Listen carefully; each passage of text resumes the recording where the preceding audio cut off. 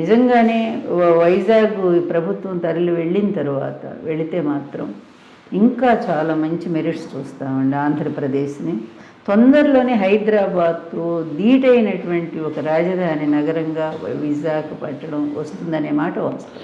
ఇప్పుడు త్వరలోనే మళ్ళీ చంద్రబాబు వాళ్ళ యాత్ర మరి జనంలోకి వస్తారంటున్నారు. వెళ్ళండి, ఎంతమంది ఎన్ని చేసిన ఆయన దత్తపుత్రుడు ముగ్గురు పోయినా కూడా మాకు ఏమీ ఇబ్బంది లేదండి. ఏముందండి, ఆయన వాళ్ళని చూసి ఏమెందుకు వేయాలి? చెప్పుకోవడానికి ఏమన్నా ఉందో? వాళ్ళు చెప్పుకుంటున్నారా? మా ప్రభుత్వంలో మేము ఇది చేసామని చెప్పి 600 హామీలు ఇచ్చి మొత్తం కూడా పక్కన పడేసి ఈరోజు వెబ్సైట్ నుంచి అది కూడా తొలగించారు. వాళ్ళు ఎక్కడ చదివి మమ్మల్ని విమర్శిస్తారు అని ఒక్కటి కూడా నెరవేర్చలేనటువంటి వాళ్ళు ఇప్పుడు వచ్చి వాడు చెప్తున్నాడు కదా నిన్న లోకేష్, విన్నారుగా, నెల ఒక ఇంటికి ఒక అమ్మాయి 15,000 అంటావు అమ్మఒడి క్రింద, నెలకి 15,000 అంట ఒకళ్ళకి. ఆ ఇంట్లో ముగ్గురున్నా నలుగురున్నా కూడా ఇస్తాడంట. అప్పుడు పోనీ ముగ్గురే ఉన్నారు అనుకుందాం, 3 15 45, కానీ అతను లెక్కేసిన 90,000 లెక్కేసి లెక్కలు కూడా రానివాడు వచ్చి ఈరోజు ప్రజల్లో మాట్లాడుతూ ఉన్నాడు. 45,000 ఒక ఇంటికి నెలకి అంటే మీరు లెక్కేయండి. ఇప్పుడున్నటువంటి మన ఈ లబ్ధి పొందుతున్నటువంటి అమ్మఒడి పథకం కొన్ని లక్షల మంది ఉన్నారు కదా. అంటే అసలు ఆంధ్రప్రదేశ్ ఆదాయం సరిపోతుందా? అసలు భారతదేశం ఆదాయం సరిపోతుందా? ఇలాంటి అవగాహన లేని వాళ్ళు వచ్చి ప్రజల్లో ఊరికే కారుకూతలు కూస్తూ ఉంటే ప్రజలు ఏమన్నా అమాయకులు నమ్మటానికి. సో చంద్రబాబు బయటలో ఆయన బయటకు వచ్చాడు, రానివ్వండి. మీరేమో అవినీతి గతంలో మీ కేసులు చాలా కేసులు పెట్టారు, అనేక కేసులు మళ్ళీ ఆయన బయటకు వచ్చారు. ఆయన వాళ్ళు ఏమంటున్నారు, మేము ఎటువంటి నిరూపించలేకపోయారు కాబట్టి మాకు బయటకు వచ్చారు అని అంటున్నారు కదా. మీరేమో అవినీతి అంటున్నారు, దాన్ని ఎలా చూడాలి? బెయిల్ అనేది ప్రతి ఒక్కళ్ళ హక్కు అండి. దాన్ని ప్రూవ్ చేసుకుని ఇప్పుడు జగన్ కేసులు సంబంధించి విచారణ జరిగింది. విచారణలో ఎంతమంది క్లీన్ చిట్తో బయటకు వచ్చారు? లక్ష్మి, ఆమె ఎవరు?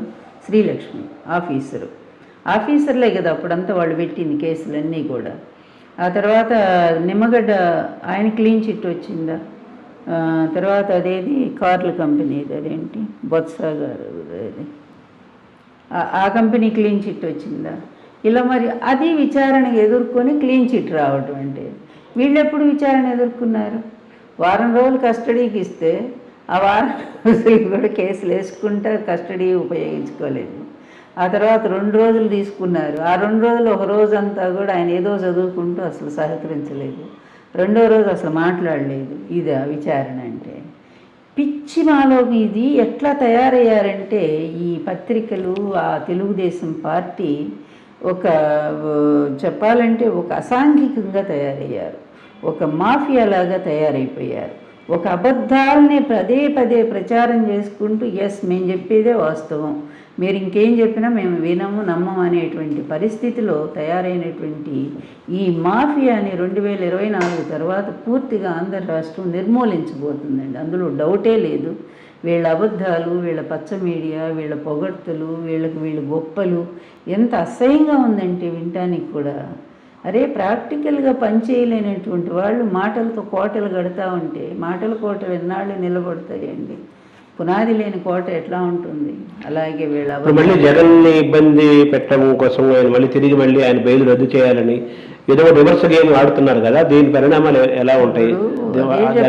చాణక్యుడు ఒక మాట చెప్తాడండి, రాజు ఎంత బలవంతంగా ఉన్నాడో ప్రతిపక్షాలు అంత ఎక్కువగా వాళ్ళ మీద అటాక్ చేస్తూ ఉంటాయి, వాళ్ళ మీద దాడి చేస్తూ ఉంటాయి. దాన్ని బట్టి రాజు అంత బలవంతంగా ఉన్నాడనేది అది.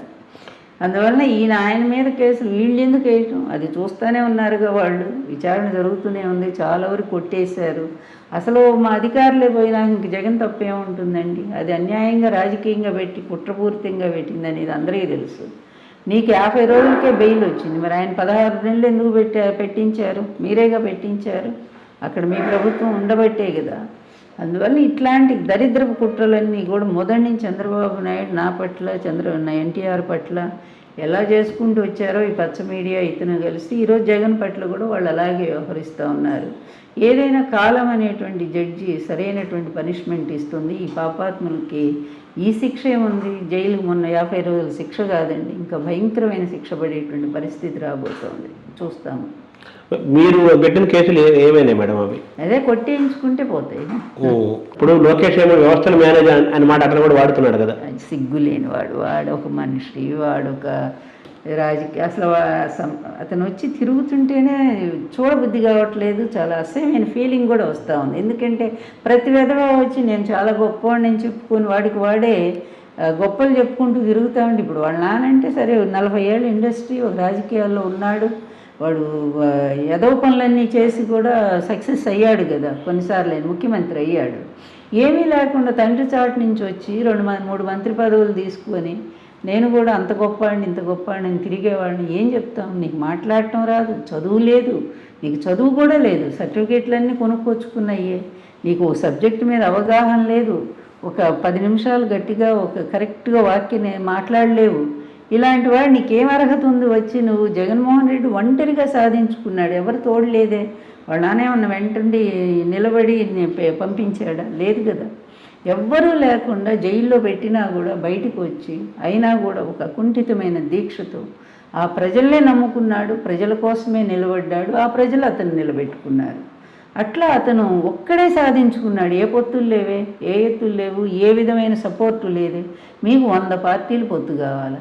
ఈరోజు కూడా సిగ్గుమాలి, నిజంగా ఎంత సిగ్గుహీనంగా వీళ్ళు అసలు ఎందుకు బతికున్నారో కూడా అర్థం కావట్లేదు.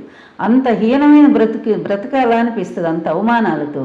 చివరికి తెలుగుదేశం పార్టీ ఎంత గొప్ప పార్టీ అండి శర్మ గారు, ఎంత గొప్ప పార్టీ. ఎన్టీఆర్ ఆ తెలుగుదేశం పార్టీ అంటేనే మొత్తం భారతదేశం అంతా కూడా దండాలు పెట్టి అంత గొప్ప పార్టీ. చివరికి ఏ స్థాయికి మీరు దిగజార్చారండి? తీసుకుపోయి కాంగ్రెస్ కాళ్ళ దగ్గర పెడతారా? ఈరోజు తెలంగాణలో కాంగ్రెస్గా మీరు సపోర్ట్ చేసేది అంత హీనమైన స్థితిగా దిగజారింది తెలుగుదేశం పార్టీ. ఇదో పార్టీ అని అంటారా? దాన్ని నడిపే ఒక నాయకుడేనంటారా? ఇక్కడ ఈ దగులుబాజీతనం ఏంటో, మీ లీడర్షిప్ ఏంటో. ఇక ఆయనే లీడర్ కానీ ఇప్పుడు ఆయన కొడుకును ఒక లీడర్గా ఎవరు గుర్తిస్తారండి? అందువల్ల మీరు ఎందుకు చెప్పుకుంటారు? అనవసరం నలుగురి చేత నవ్వించుకోవడానికి తప్ప ఎందుకు పనికిరాని బతుకులు మీ బతుకులు, హీనమైన బ్రతుకులు అంతే. తెలంగాణ ఎన్నికల ఫలితాలు ఆంధ్రప్రదేశ్లో ఏ విధంగా ఉండబోతాయి అనుకుంటున్నారు మేడం? ఉండేది ఏం లేదు, ఎందుకంటే తెలంగాణకి దీనికి సంబంధం ఏం లేదు. కాకపోతే ఈ సెటిలర్స్ ఉన్నారు కదా కొంతమంది, వాళ్ళంతా ఏదో అందరూ కూడా కాదండి, ఒక వర్గం మాత్రమే, ఒక సామాజిక వర్గం మాత్రమే ఏదో చంద్రబాబు వాళ్ళ కుల దైవంగానో గురువుగానో భావిస్తూ ఉన్నారు రామోజీనను, చంద్రబాబుని. వాళ్ళు మాత్రం కాంగ్రెస్ని గెలిపించుకోవాలని ప్రయత్నం చేస్తున్నారని తెలిసింది. అందువల్ల దానివల్ల ఏమవుతుందండి, అక్కడ ఓటు ఉంటుంది, ఇక్కడ ఓటు ఉంటుంది. అంటే చెప్పాలంటే దొంగ ఓట్లు వాళ్ళు అంతే కదా. అక్కడ 2 ఓట్లు ఉండొచ్చా? ఎక్కడో ఒక చోటే ఉండాలి నికరంగా. అక్కడ వేస్తారు, ఇప్పుడు రేపు వచ్చి ఇక్కడ వేస్తారు.